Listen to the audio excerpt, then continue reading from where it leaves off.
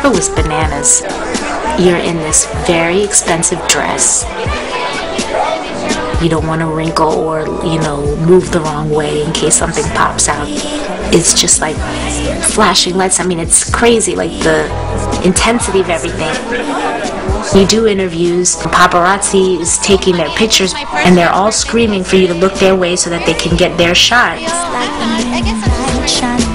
Hello everybody, welcome to Nunu Wako Show. Today's segment is a very special segment because we are bringing to you one of our own, Wayna, who is an amazing singer. A new way all around, every cloud went and found a new shade. Not a care, even air tastes sweeter to my tongue. And the owls singing louder than she has ever sung. These days I'm a little bit lighter on my feet, trying to keep it to myself and be discreet.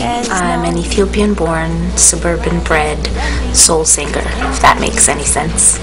I was born in Ethiopia and came to the States when I was 3 and was raised here by my mom. When we first came to the States, my cousin had a record that she had just bought and she was playing it. It was the first pop song that I ever heard. Captain and Tennille's Love Will Keep Us Together. Love will keep us together.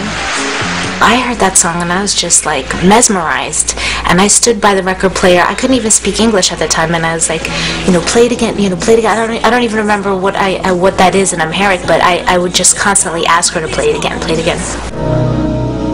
There comes a time when we heed a certain call. Watching We Are the World was probably a pivotal point for me as a young girl, and seeing the making of that and seeing how all of these extraordinary artists came together and not only made a beautiful song but helped my people raised awareness about directly Ethiopians, and it was a real kind of watershed moment for me. I was like, this is what I want to do with my life. Loving you. My first and foremost musical hero would have to be Minnie Riperton, just because she is, her voice, her writing, her catalog is so extraordinary, and she really gave me a template for how to be a woman with a sweet voice doing soul music. Stevie Wonder is another amazing, God, they don't get much better than Stevie Wonder. That's just one icon that I think most people all over the world would emulate and appreciate. Renee, tell me a little bit about yourself and why you chose Wayna for this project. Sure. Oh God, let's see.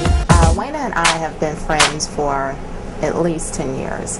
And it's funny because when I decided to do the piece on her, because I've known her and I've known her so personally, I never even thought about doing a piece on her as a singer.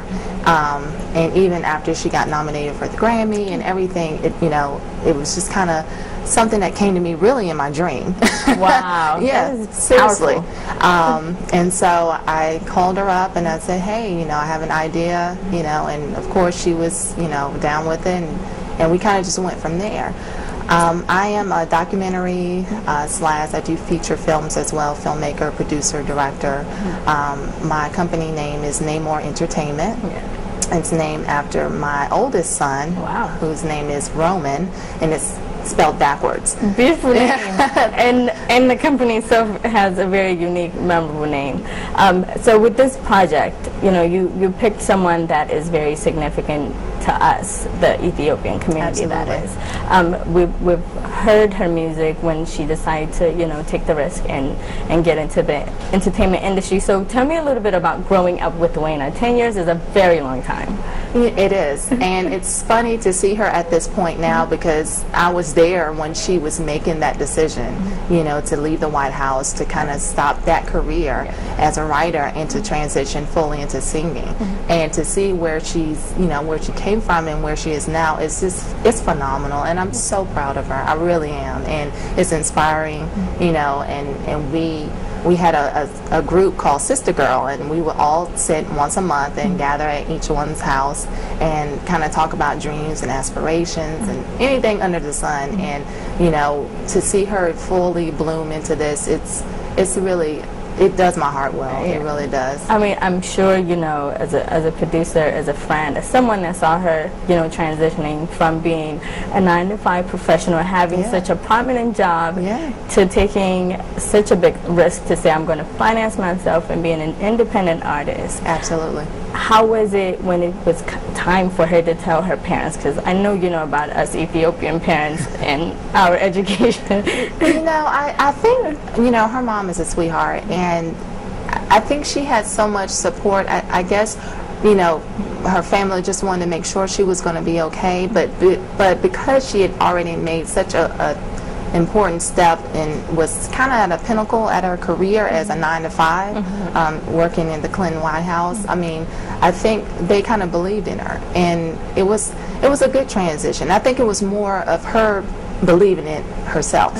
I think that was the biggest hurdle for her. That is great. But I'm very happy to do it, and you know, my company is dealing with indigenous cultures and African diaspora, so it falls right along with the mission of my company. Absolutely. So tell me a little bit about your dream and you know, coming to her as a friend and embarking on a business venture, saying, hey, I actually want to follow you around to see what you do from day to day as an independent artist. It was so easy. It was, I mean, it was perfect timing because she was looking for something to be done like this for her, and it was great for me. And because I knew so much already, even when I was writing the treatment, I mean, I could just hear her in my head, you know, doing the interview. So the interview was just great. You know, she's such a great interviewer, interviewee, and it was a really organic process. It really was. As the creative mind behind this, because now we're going to see the Wayna we don't usually see. What should we expect? You should expect to see a lot about her family, about her background, how she grew up, kind of the decisions of the experiences that shaped her to become the woman she is today. You know, I had, you know, a really good time even just growing closer to her and her family in the process, and also to see what she went through just to get to the point she is now. Exactly. I mean, it's a hustle. It is. And a lot of people, you know, I'm glad that you did this documentary, because a lot of people don't see what, you know, individuals like her have to go through to pursue this passion day and night, sleep in studios, you know, listen to thousands of tracks, road trips. Oh my God, yes. You know, so it's really amazing that you took that risk with her, and that you're focusing on indigenous, you know, artists with such a deep heritage and cultural and family value, because it's very important as women that we showcase that, not just Africans, but, you know, not African Americans, but just women, period. So how do you feel about being a woman in such a tough entertainment industry? You know, I think women are so much more powerful than we really think of ourselves, and I think if we tap into our natural goddesshood, you know, we will realize that our power is unlimited. And so I fully believe that, and it took me a while to get to that point, but, you know, I went to Hollywood and you know, did the whole circuit thing, and coming back to the DC area, it made me feel a lot more empowered to say, you know what, I know exactly what I want to do, I know how to do it, and I know where to go to do it. So, you know, it's the confidence that you need, and like I said, women rule. We do rule. And Renee, and the one thing that I do with everyone that I have the opportunity to sit down with is, whether you've been to Africa or not, I always ask them, what is your Africa? The beginning, the original, everything. The black matter, dark matter, I mean, everything. It's everything. None of this would happen without it. So awesome, because this film, I want to tell you, if not anywhere else, I know for sure that on the continent of Africa is going to inspire a lot of women and a lot of kids, whether they're just men, women, any gender, and I want you to know that, you know, we're grateful that you took this risk with her. And tell me, I mean, what do you want people to get out of this? You know, I want them to, just like you said, I want them to be inspired, because it is an inspiring story. And I want them to know that, you know, no matter what obstacles face, you know, no matter how they grew up or wherever, that, you know, they have the unlimited ability to do whatever it is that their hearts desire. And that if you put anything in the universe, it will come back to meet you. Absolutely. Yeah. Thank you so much, Thank Renee. you so much. Congratulations. Thank you.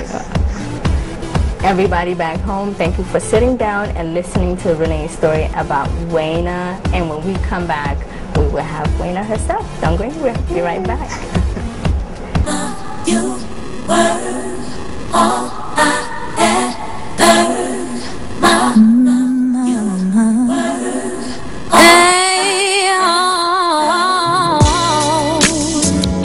I'm an only child, and my mom was working a lot. You know, she would come home like after 6, and then when we first came to the States, she was working on the weekends at a hairdresser's and going to school at night, so she was always doing something. And you know, I always got the sense, even when I was young, that her life was hard. I think just seeing my mom struggle so much was really shaping for me, because it made me see, you know, what I didn't want my life to look like. You know, I didn't want this difficult of a burden, and then I definitely didn't want her to have this burden forever. So it was always prominent in my mind, like, you know, one day I'm gonna get it so that she doesn't have to struggle like this.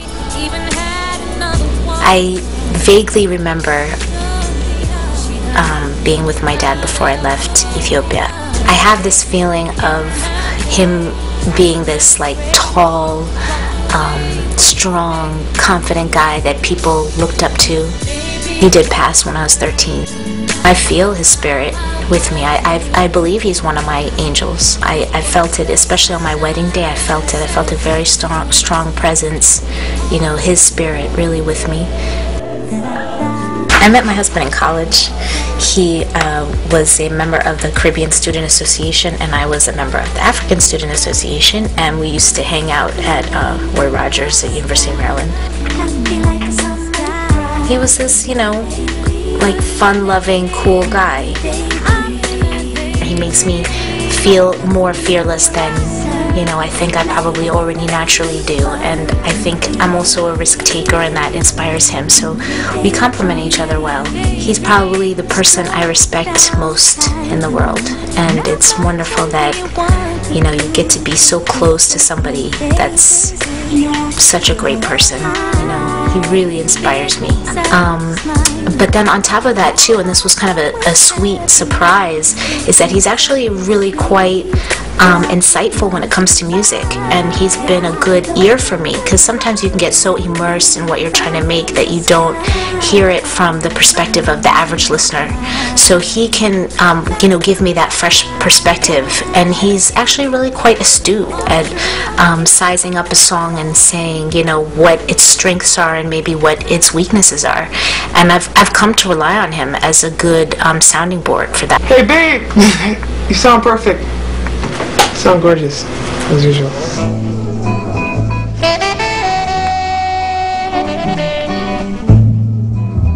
I became involved in Miss Black Unity when I was a sophomore in college. I went to see the show, and I was so impressed by it. It was amazing. Like, these women looked beautiful, and the talent competition was so extraordinary. The prize was a 1-year tuition scholarship, so I was like, hey, sign me up. I did it, and it turned out to just be, you know, one of those really magical experiences that, again, reaffirmed for me that, you know, that I could do amazing things if I just really trusted my instincts and worked hard.